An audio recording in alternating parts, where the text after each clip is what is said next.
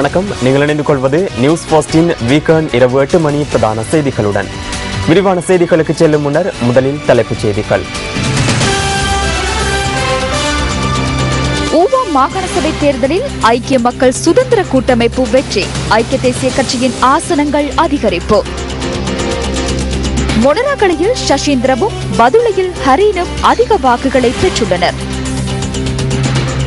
யானோயா திட்டத்தினால் 7 பில்லியன் அமெரிக்க டாலருக்கும் அதிகமான இல்மனைட் கனிய வளத்துக்கு பாதிப்பு.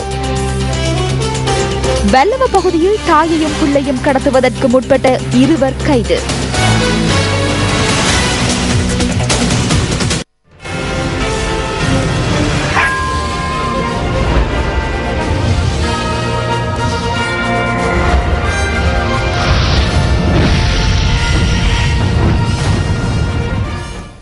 ஊவா மாகாண சபையின் அதிகாரத்தை மீண்டும் ஐக்கிய மக்கள் சுதந்திர கூட்டமைப்பு கைப்பற்றியுள்ளது.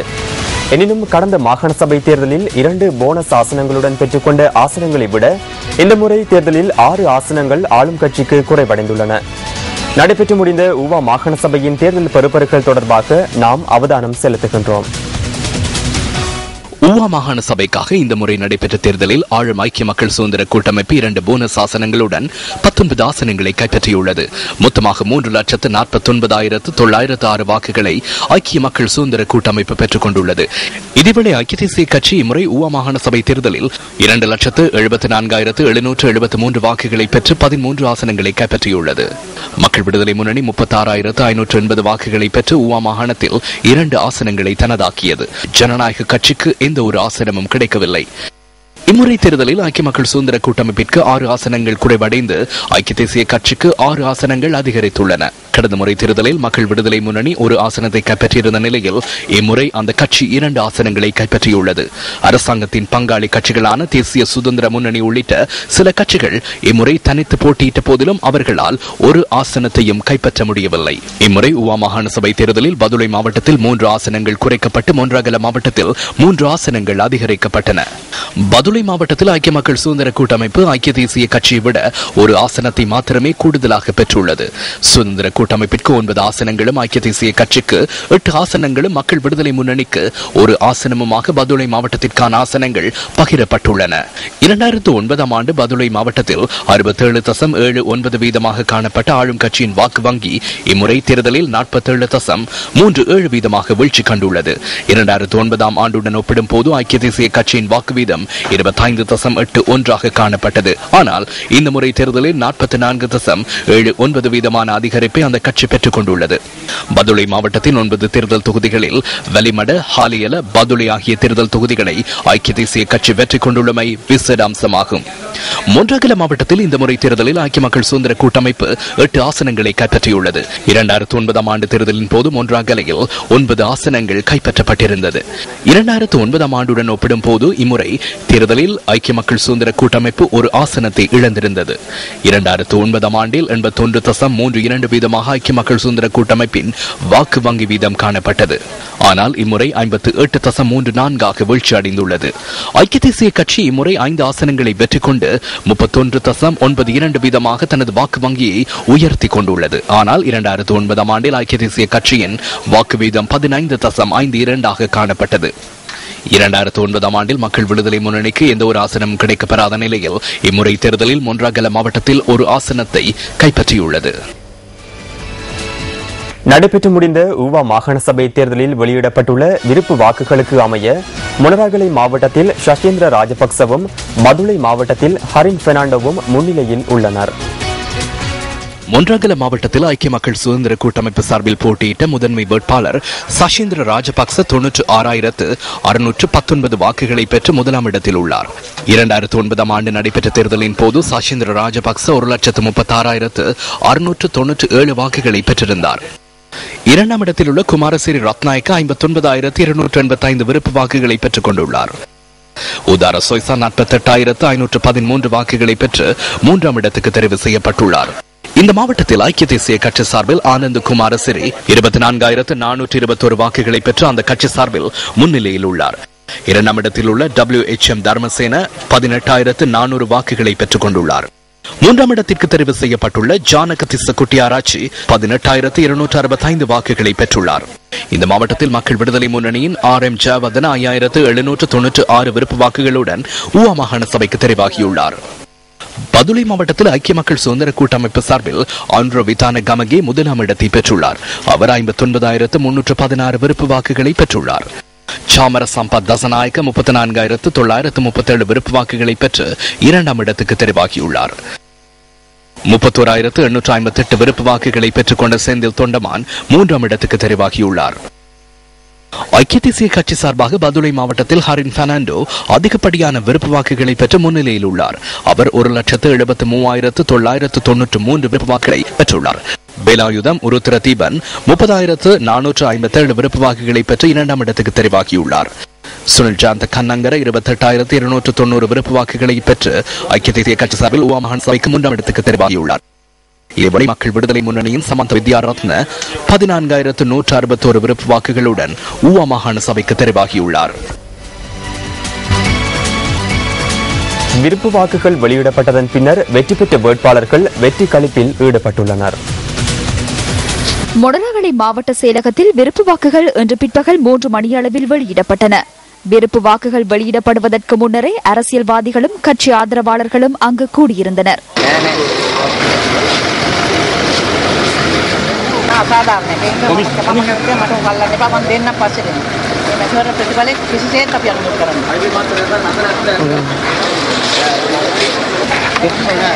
விருப்பு வாக்குகள் அறிவிக்கப்பட்டதன் பின்னர் வெற்றி பெற்ற வேட்பாளர்கள் வெற்றி கொண்டாட்டங்களில் ஈடுபட்டனர்.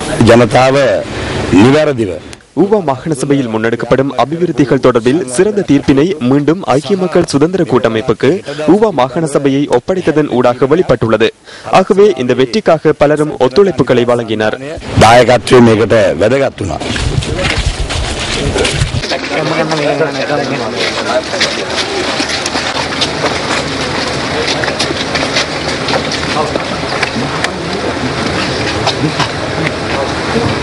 பின்னர் வேட்பாளர்கள் தமது ஆதரவாளர்களுடன் மாவட்ட செயலக வளாகத்திலிருந்து வெளியேறினர்.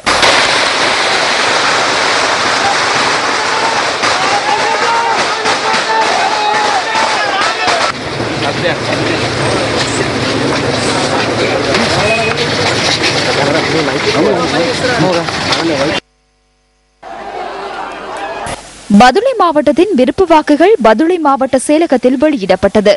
வேட்பாளர்கள் தமது ஆதரவாளர்களுடன் கூடியிருந்தனர். பதுளை மாவட்ட தெரிவத்தாட்சி அதிகாரி விருப்பு வாக்குகளை வெளியிட்டதன் பின்னர் வெற்றி கொண்டாட்டங்கள் இவ்வாறு இடம்பெற்றன.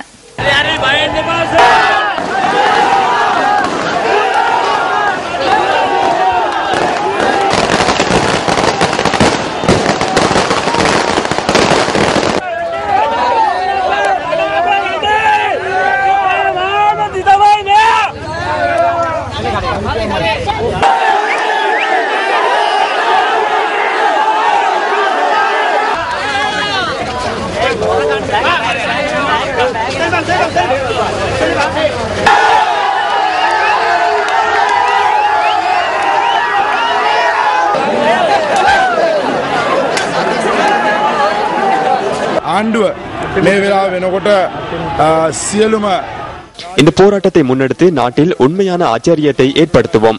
முதலமைச்சர் சசீந்திர ராஜபக்சவுக்கு எனது வாழ்த்துக்களை தெரிவித்துக் கொள்கின்றேன்.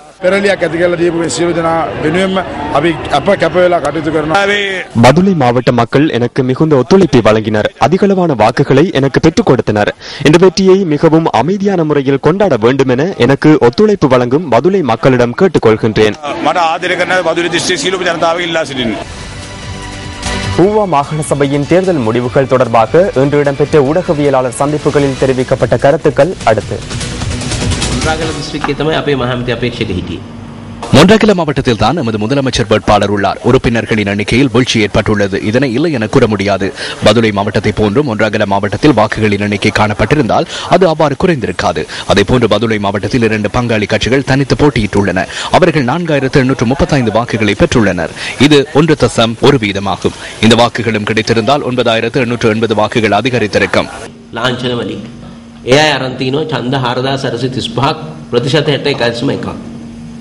මේ ඡන්ද ඇත්ත වශයෙන්ම සන්ධානයේ තිබෙන ඡන්ද ඒ ප්‍රමාණය එකතු වුණා නම් ඡන්ද 9880ක් අපේ වැඩි ඡන්ද සංඛ්‍යාවට එකතු වෙනවා.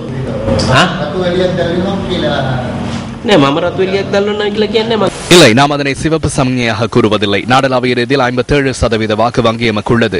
இந்த தேர்தலின் ஊடாக வாக்கு வங்கியினை தக்க வைத்துக் கொண்டிருக்க முடிந்துள்ளது. ඉවරයි. අපේ ඒ ඡන්ද පදනම අපිට රැක ගන්න පුළුවන්කම ලැබිලා තිනවා. அமைச்சர் அவர்களே, நாடு முழுவதும் எதிர்பார்த்துள்ளது. ஜனாதிபதி தேர்தல் தொடர்பான உறுதியான நிலைப்பாட்டை கூறவில்லை.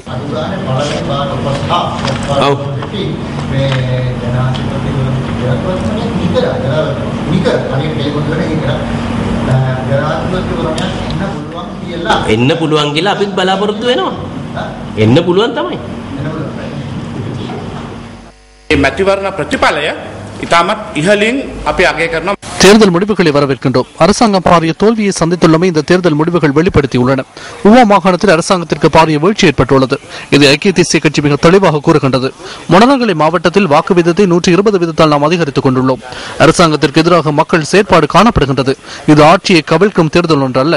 ஆனால் இதன் ஊடாக 2015ஆம் ஆண்டில் வரக்கூடிய எந்த ஒரு தேர்தலின் ஊடாகவும் ஆட்சி மாற்றத்தை ஏற்படுத்த முடியும் என்ற செய்தியை மக்கள் வழங்கியுள்ளனர். இதுதான் அரசாங்கத்திற்கு மக்கள் வழங்கியுள்ள சிவப்பு சமிக்ஞையாகும். ප්‍රවණතාවයක් ඇති වෙලා තිබෙනවා ආණ්ඩුවට විරුද්ධව යන්න. මේක ආණ්ඩුවක් පෙරලන ඡන්දයක් නෙවෙයි. ආණ්ඩුවක් වෙනස් කරන ඡන්දයක්ුත් නෙවෙයි. හැබැයි ආණ්ඩුවක් වෙනස් කරන සහ පෙරලන ඡන්දයක් නොවුනත් මහජනතාවගේ මේ ඉදිරිපත් වීමම අපිට පේනවා 2015 ඉතාමත් පැහැදිලිව ඕනම ජාතික මැතිවරණයකින් ආණ්ඩුව වෙනස් කරන්න පෙරලන්න පුළුවන් කියන පණිවිඩය මහජනතාව දීලා තිබෙනවා. ඒකයි අනෙක් හැම පළාත් සභාවක්ම පවත්වමින් ඇවිල්ලා ඌව පළාත් සභාව අවසානයේ දක්වා තියාගත්තේ මේ ඌව පළාත් සභාවෙන් ලබා ගන්නා ජයග්‍රහණය උපයෝග කොටගෙන ஏனைய அனைத்து மாகாண சபைகளிலும் தேர்தலை நடத்திவிட்டு இறுதியாக ஊவா மாகாண சபை தேர்தலில் வெற்றி பெற்றுக் கொண்டு அடுத்த கட்ட அதிகாரத்தை கைப்பற்றுவதற்கான ஜனாதிபதி தேர்தலுக்கு செல்லவே முற்பட்டனர். ஆனால் ஊவா மாகாண சபை தேர்தல் அந்த திட்டத்தை முறியடித்துள்ளது. பதுளை மாவட்டத்தில் எதிர்க்கட்சிகள் பெற்றுக் கொண்டுள்ள வாக்குகளை கூட ஆளும் கட்சியால் பெற்றுக்கொள்ள முடியவில்லை. இதனால் பதுளை மாவட்டத்தில் அரசாங்கம் சிறுபான்மையாக காணப்படுகின்றது. 2 மாவட்டங்களையும் எடுத்துக்கொண்டால் 72% வாக்கு வங்கி 51% வீழ்ச்சி கண்டுள்ளது. ஆகவே அரசாங்கத்தை விரட்டியடிக்க மக்கள் தயாராக உள்ளனர் என்ற செய்தியை தேர்தல் மூலம் மக்கள் வெளிப்படுத்தியுள்ளனர்.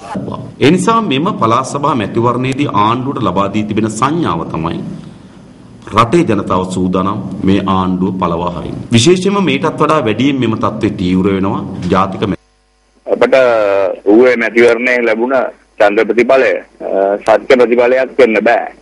ஊவா மாகாண தேர்தல் முடிவுகள் உண்மையாக அமைய வாய்ப்பில்லை. முச்சக்கர வண்டி சின்னங்களை கொண்ட கட்சிகள் கூட எமக்கு நிகரான வாக்குகளை பெற்றுள்ளன. எந்த விதமான தேர்தல் பிரசாரங்களை நடத்தாத கட்சிகள் கூட எம்மை விட அதிகமான வாக்குகளை பெற்றுள்ளன.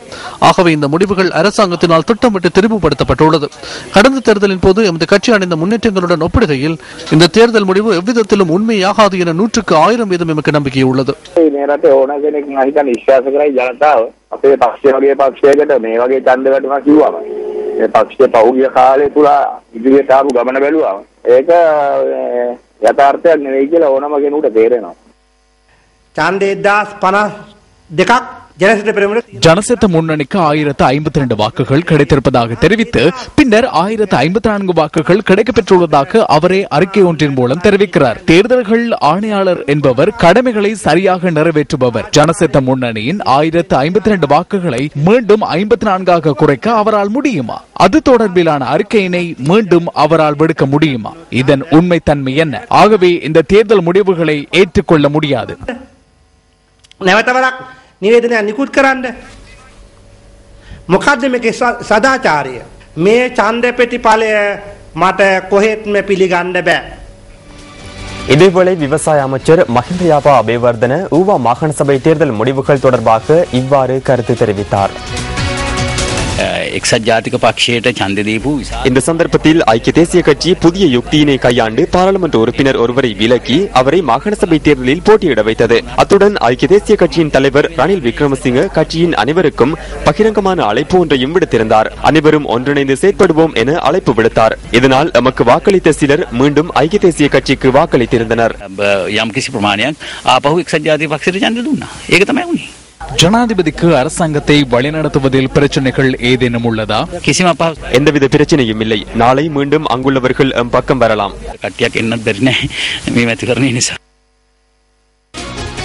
ஊவா மாகாண சபை தேர்தலின் பின்னர் 2 வன்முறை சம்பவங்கள் பதிவாகியுள்ளதாக போலீசார் தெரிவிக்கின்றனர்.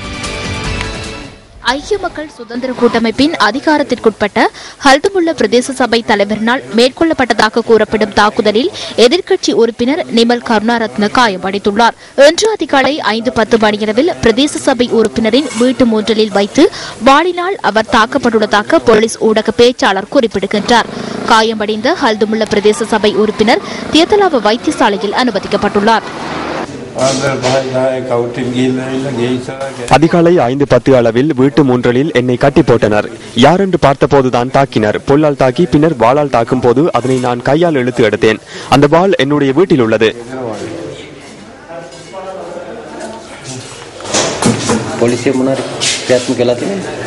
நாம் சென்றுதான் போலீசாரை அழைத்து வந்தோம். 119க்கு அழைப்பினை ஏற்படுத்தினோம். ஆனால் வரவில்லை. அவர்கள் எம்மை தாக்கிவிட்டு செல்ல முற்பட்ட போது அவர்களை வழிமறித்தோம். பிள்ளைகளும் வந்தனர். பின்னர் அவருடைய கேப் வாகனம் செல்வதற்கு வழி இல்லை. போலீசார் வருகை தந்ததன் பின்னரே வாகனத்தை எடுத்தனர். மிகவும் கஷ்டத்துக்கு மத்தியில் போலீசாரின் ஜீப் வண்டியில் ஏற்றி வரப்பட்ட அவரை ஒரு வாகனத்தில் ஏற்றினர். அதன் பின்னர் அவரை எங்கு கொண்டு சென்றனர் என தெரியாது.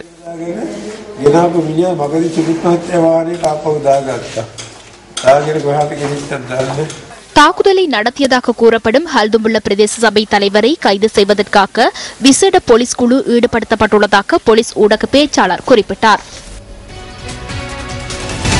தேர்தல் நடவடிக்கைகளை நிறைவு செய்து கொண்டு கொழும்பை நோக்கி திரும்பும் போது பலாங்கொட ரத்னபுரி பிரதான வீதியின் பெலிகல சந்தியில் இடம்பெற்ற வாகன விபத்தில் இலங்கை மனித உரிமைகள் ஆணைக்குழுவின் பணிப்பாளர் ஒருவர் உயிரிழந்துள்ளார்.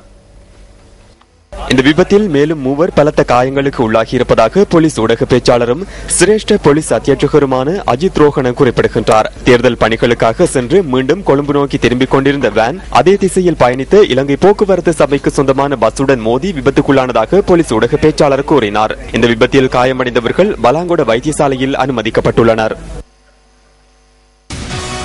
இலங்கைக்கு விஜயம் மேற்கொண்டுள்ள பாரதிய ஜனதா கட்சியின் தேசிய பொதுச் செயலாளர் எம் முரளிதர் ராவ் இன்று ஸ்ரீலங்கா முஸ்லிம் காங்கிரசின் தலைவரை சந்தித்து கலந்துரையாடினார். ஸ்ரீலங்கா முஸ்லிம் காங்கிரசின் தலைமை காரியாலயத்தில் இந்த சந்திப்பு இடம்பெற்றுள்ளது. இந்த சந்திப்பின் போது ஸ்ரீலங்கா முஸ்லிம் காங்கிரசின் பிரதி தலைவரும் கிழக்கு மாகாண அமைச்சருமான ஆபிஸ் நசீர் அகமது மற்றும் கட்சியின் பொதுச் செயலாளரும் பாராளுமன்ற உறுப்பினருமான ஹசன் அலி ஆகியோரும் கலந்து கொண்டனர். இதன்போது இருநாட்டு உறவுகள் தொடர்பில் கலந்துரையாடப்பட்டுள்ளது. இந்த சந்திப்பில் டெல்லி சட்டமன்ற உறுப்பினர் விஜய் ஜாலி மற்றும் ஸ்ரீலங்கா முஸ்லிம் காங்கிரசின் பாராளுமன்ற உறுப்பினர்களும் கலந்து கொண்டனர். India, as all of Sri Lankans are aware, ஐக்கிய இலங்கை எனும் கொள்கைக்கு அமைவாக மாகாணங்களுக்கு இடையில் அதிகார பகிர்வு மற்றும் உறவுகள் தொடர்பில் இந்தியா முனைப்புடன் செயற்பட்டு வருவதை இலங்கையர் அனைவரும் அறிவார்கள். பயங்கரவாதம் முடிவுக்கு கொண்டு வரப்பட்டுள்ளதாக நாம் எப்பொழுதும் கூறி வருகிறோம். பயங்கரவாதம் ஒழிக்கப்பட வேண்டும் என்பதில் நாம் உறுதியுடன் இருப்பதுடன் அந்த விடயத்தில் இலங்கை அரசாங்கத்திற்கு ஒத்துழைப்பு வழங்கி வருகிறோம். ஆயினும் பயங்கரவாதத்திற்கு எதிரான போர் முடிவடைந்து விட்டதாக நாம் கருதிவிடக் கூடாது. எனினும் பிரச்சனைகளுக்கு முற்றாக தீர்வு வழங்கப்பட்டு விட்டதாகவும் நாம் எண்ணிவிட முடியாது. பிரச்சனைகளுக்கு இன்னும் தீர்வு எட்டப்பட வேண்டி இருக்கின்றது. இனப்பிரச்சனை தீர்வுக்கான உச்சக்கட்ட அதிகார பகிர்வு சம்பந்தமாக இலங்கை அரசு இந்திய தலைமைகளுக்கு கொடுத்திருக்கிற வாக்குறுதிகளை நிறைவேற்றும் என்ற நம்பிக்கையை அவர் வெளியிட்டிருக்கிறார். அதே நேரம் அவ்வாறு நிறைவேற்றுவதன் மூலம் தான் நிரந்தரமான அமைதியை இந்த நாட்டில் நிலைநாட்ட முடியும் என்பதை பற்றி தாங்கள் மிகவும் தெளிவாக அடையாளம் கண்டிருப்பதாகவும் மிக தெளிவாக அவர் தெரிவித்திருக்கிறார். மக்கள் கவிமணி என அழைக்கப்படும் மலேக இலக்கியத்தின் முன்னோடி கவிஞர் CV வேலுப்பிள்ளையின் ஜனனதின நிகழ்வு ஹட்டன் நகரில் இன்று நடைபெற்றது. ஈழத்து இலக்கியத்தில் முக்கியத்துவம் பெறும் மலேக இலக்கியத்தில் முக்கியமான ஆளுமையாக கருதப்படும் CV வேலுப்பிள்ளை நுவரெலியா மாவட்டத்தின் வட்டகொட நகருக்கு அண்மையில் உள்ள மடக்கும்பரை தோட்டத்தில் பிறந்தார். பன்முக ஆளுமை கொண்ட கவிஞர் CV வேலுப்பிள்ளையின் நூற்றாண்டு நினைவாக அவரது நிழல் படம் பதித்த முத்திரை வெளியிடும் நூற்றாண்டு கொண்டாட்டம் ஹட்டன் நகரில் இன்று தொழிலாளர் தேசிய சங்கத்தின் ஏற்பாட்டில் நடைபெற்றது. ஆசிரியர், தொழிற்சங்கவாதி, அரசியல்வாதி, கவிஞர், நாவலாசிரியர், பத்திரிகையாளர் என பன்முக ஆளுமையை கொண்ட CV வேலுப்பிள்ளை முக்கியமான கவிஞராகவே அறியப்பட்டார். சுதந்திர இலங்கையின் நாடாளுமன்ற உறுப்பினர், இலங்கை இந்திய காங்கிரசின் பொதுச் செயலாளர், ஜனநாயக தொழிலாளர் காங்கிரசின் உப தலைவர், தொழிலாளர் தேசிய சங்கத்தின் மதியுரைஞர், நிர்வாக பொறுப்பாளர் போன்ற பல்வேறு பதவிகளை அவர் வகித்தவர். தொழிலாளர் தேசிய சங்கத்தின் தலைவரும் தேசிய மொழிகள் மற்றும் சமூக ஒருமைப்பாட்டு பிரதி அமைச்சருமான பழனி திகாம்பரம் தலைமையில் நடைபெற்ற நிகழ்வில் பிரதம அதிதியாக தேசிய மொழிகள் மற்றும் சமூக ஒருமைப்பாட்டு அமைச்சர் வாசுதேவ நாணயக்கார கலந்து கொண்டார்.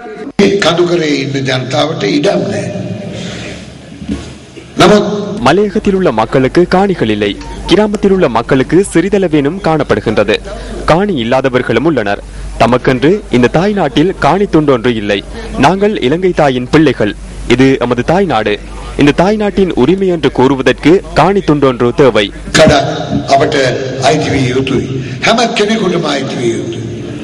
நிகழ்வில் முன்னாள் நீதி மற்றும் சட்ட மறுசீரமைப்பு பிரதி அமைச்சர் வி புத்திரசிகாமணி, நுவரெலியா மாவட்ட பாராளுமன்ற உறுப்பினர் பி ராஜதுரை உள்ளிட்ட பலர் கலந்து கொண்டனர். இதன்போது சி.வி. வேலுப்பிள்ளை இதழாசிரியராக செயற்பட்ட தொழிலாளர் தேசிய சங்கத்தின் இருமாத இதழான மாவலி சி.வி. சிறப்பிதழ் வெளியிடப்பட்டது. அண்மையில் மறைந்த மலைக எழுத்தாளர் சாரல் நாடன் எழுதிய இலங்கை தமிழ் மணிச்சுடர் சி.வி. வேலுப்பிள்ளை எனும் நூலின் பிரதிகளை பிரதேச பாடசாலைகளுக்கு வழங்கும் நிகழ்வு இதன்போது இடம்பெற்றது. கடல் ஆழம் அறிய முடியாத அற்புத கொடையாய் நிலத்தை சூழ்ந்திருக்கின்றது. கடலை பாதுகாப்பதனூடாக பூமியை பாதுகாக்க முடியும் என்பது சூழலியலாளர்களின் கருத்து. சர்வதேச கடற்கரை பாதுகாப்பு தின நிகழ்வுகள் நேற்று திருகோணமலையில் இடம்பெற்றன. திருகோணமலை மாவட்டத்தில் சுற்றுலா பயணிகளின் உள்ளங்களை கவர்ந்த அழகிய இடங்களில் நிலாவளி புறாத்தீவும் ஒன்று. சர்வதேச கடற்கரை பாதுகாப்பு தினத்தை முன்னிட்டு கடலை பாதுகாக்கும் விழிப்புணர்வை ஏற்படுத்த புறாத்தீவை சுத்தப்படுத்தும் நிகழ்வு நேற்றைய தினம் இடம்பெற்றது. புறாத்தீவு அழகிய ரம்யமான சூழலை கொண்டது. கண்களை கவரும் முருகை கற்பாறைகளும் இங்கு வரும் உல்லாச பயணிகளை பெரிதும் ஈர்த்துள்ளது. இந்த தீவு உள்நாட்டு வெளிநாட்டு உல்லாச பயணிகள் பெருமளவில் வருகை தரும் முக்கிய தளமாகும். இங்கு கடற்குளியல் உல்லாச பயணிகளை பெரிதும் கவர்ந்துள்ளது. அத்துடன் முருகை கற்களின் அழகிய தோற்றங்கள், படகு சவாரி, பிரமை பூட்டும் சுறா மீன்கள் என பல விடயங்கள் உல்லாச பயணிகளை கவர்ந்துள்ளது. இந்த விழிப்புணர்வு நிகழ்வை கடற்சுற்றாடல் பாதுகாப்பு அதிகார சபை, கரையோர அபிவிருத்தி மற்றும் பாதுகாப்பு திணைக்களம், இலங்கை கடற்படையினர் ஆகியோர் இணைந்து மேற்கொண்டனர். இந்த தீவுக்கு வரும் சுற்றுலா பயணிகள் இந்த தீவினை மாசுபடுத்துவதை தவிர்த்து சுத்தமான சுற்றாடலையும் அழகையும் பேணும் நோக்கில் இந்த நடவடிக்கை முன்னெடுக்கப்பட்டது.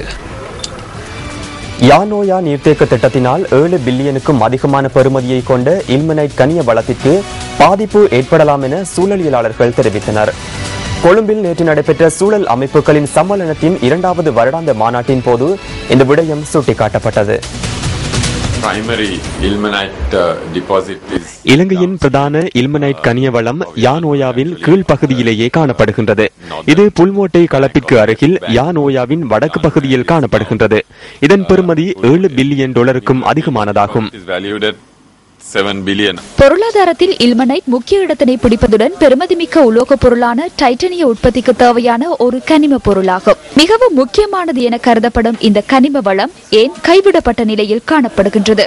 நீர்ப்பாசனம் மற்றும் நீர் முகாமைத்துவ அமைச்சினால் முன்னெடுக்கப்படும் யானோயா நீர்த்தேக்க திட்டம் தொடர்பில் கொழும்பில் நேற்று நடைபெற்ற சூழல் அமைப்புகளின் சம்மேளனத்தின் 2வது வருடாந்த மாநாட்டின் போது கலந்துரையாடப்பட்டது.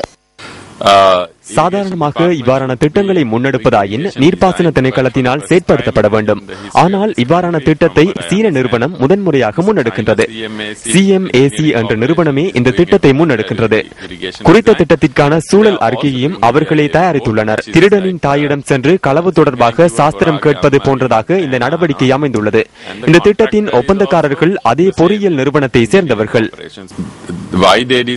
அவர்கள் ஏன் இவ்வாறான திட்டத்தை முன்னெடுத்துள்ளார்கள் என்பது கேள்விக்குறியாக உள்ளது.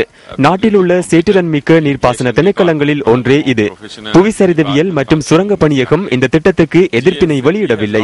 இல்மனைட் கனிய வளத்திற்கு பாதிப்பு ஏற்படுமா என ஆராய்ந்து பார்க்கும் பொறுப்பு புவிசரிதவியல் மற்றும் சுரங்க பணியகத்திற்குள்ளது. அபிவிருத்தி திட்டங்களை முன்னெடுப்பதற்கு முன்னர் சூழலுக்கு ஏற்படும் மாசு தொடர்பிலான முக்கியத்துவத்தை அரசு நிறுவனங்களுக்கு அறியப்படுத்துவதில்லை என தெரிவிக்கப்படுகின்றது. இவ்வாறான வேலை திட்டத்தின் போது அந்த திட்டத்துக்கான சூழலியல் அறிக்கையினை முன்னெடுக்கும் செயற்பாட்டை குறித்த திட்டத்தை முன்னெடுக்கும் ஒப்பந்தக்காரர்களிடமே கையளிப்பது அழிவுக்கு வழிவகுக்கும் என நிபுணர்கள் உள்ளிட்ட பலர் குறிப்பிடுகின்றனர். இந்த செயற்திட்டத்தில் உள்நோக்கம் ஏதேனும் காணப்படுகின்றதா என்ற கேள்வி சூழலியலாளர்களிடம் நிலவுகின்றது. வட்டி வீதம் தொடர்ந்தும் குறைந்து செல்வதற்கான வாய்ப்புள்ளதாக இலங்கை மத்திய வங்கி தெரிவிக்கின்றது. கடந்த வாரம் நிறைவடையும் போது அடிப்படை கடன் வட்டியின் வீதமான முறைகள் மீதான வட்டி 7.15 வீதமாக காணப்பட்டதாகவும் மத்திய வங்கி சுட்டிக்காட்டியுள்ளது.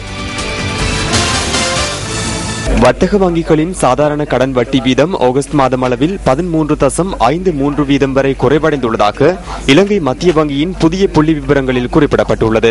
கடந்த வருடம் ஆகஸ்ட் மாதம் வரை 15.93 வீதமாகவே காணப்பட்டது. கடந்த வருடம் ஆகஸ்ட் மாதத்தின் பின்னரான காலப்பகுதியிலிருந்து 10.1 வீதமாக காணப்பட்ட சேமிப்பு வைப்புக்கான சாதாரண வட்டி வீதம் தற்போது 7.02 வீதம் வரை குறைவடைந்துள்ளது. நிலையான வைப்புகளுக்கான கடன் வட்டி வீதம் கடந்த வருடம் ஆகஸ்ட் மாதம் வரை 12.82 வீதமாக காணப்பட்டதுடன் அதன் பின்னரான காலப்பகுதியில் அது 8.4 வீதமாக குறைவடைந்து காணப்படுகின்றது. குருநாகல் பொல்பிட்டிகம கலேவெவ பகுதியில் 30 வயதுடைய தாய் மற்றும் 3 வயதான சிறுவன் ஆகியோர் கடத்தப்பட்ட சம்பவத்துடன் தொடர்புடைய 2 சந்தேக நபர்கள் கைது செய்யப்பட்டுள்ளனர். இந்த கடத்தல் சம்பவத்திற்கு பயன்படுத்தப்பட்ட மோட்டார் வாகனமும் கைப்பற்றப்பட்டுள்ளதாக போலீசார் தெரிவித்தனர். மோட்டார் வாகனத்தில் வந்த சிலர் பொல்பித்திகம கலேவெவ பகுதியில் வீடொன்றுக்கு அருகில் இருந்த சிறுவனை கடத்த முற்பட்ட போது சிறுவனின் தாயார் அதனை தடுக்க முயற்சித்துள்ளார். இதன்போது குறித்த தாய் மற்றும் சிறுவனை அவர்கள் கடத்தியுள்ளதாக எமது செய்தியாளர் தெரிவித்துள்ளார். இதேவேளை குறித்த மோட்டார் வாகனத்தை இடையில் நிறுத்தி இலக்கத்தகட்டினை மாற்றுவதற்கு முற்பட்ட சந்தர்ப்பத்தில் சிறுவன் மற்றும் தாய் மோட்டார் வாகனத்திலிருந்து தப்பிச் செல்ல முற்பட்ட போதிலும் அவர்களை சந்தேக நபர்கள் கடத்திச் சென்றுள்ளனர். இந்த சம்பவத்தை கண்ட நபர் ஒருவர் குறித்த வாகனத்தை பின்தொடர்ந்தமையினால் தாய் மற்றும் சிறுவனை சந்தேக நபர்கள் கெகுலாவல பிரதேசத்தில் வாகனத்தில் இருந்து தள்ளிவிட்டு சென்றுள்ளதாக போலீசார் தெரிவிக்கின்றனர். இந்த சம்பவத்தில் காயமடைந்த தாய் மற்றும் அதிர்ச்சிக்குள்ளான சிறுவன் தற்போது பொல்பித்திகம மாவட்ட வைத்தியசாலையில் சிகிச்சை பெற்று வருகின்றனர்.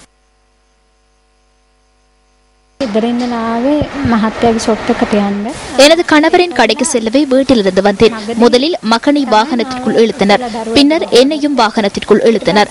கார் ஒன்றில் 4 பேர் வந்தனர். இந்த சம்பவம் தொடர்பில் போலீசார் விசாரணைகளை ஆரம்பித்துள்ளனர். இத்துடன் நியூஸ் ஃபர்ஸ்டின் இரவு 8 மணி பிரதான செய்தி நிறைவு பெறுகின்றது. மீண்டும் சந்திக்கலாம் நியூஸ் ஃபர்ஸ்டின் 10:45 பிரதான செய்திகளுடன். வணக்கம்.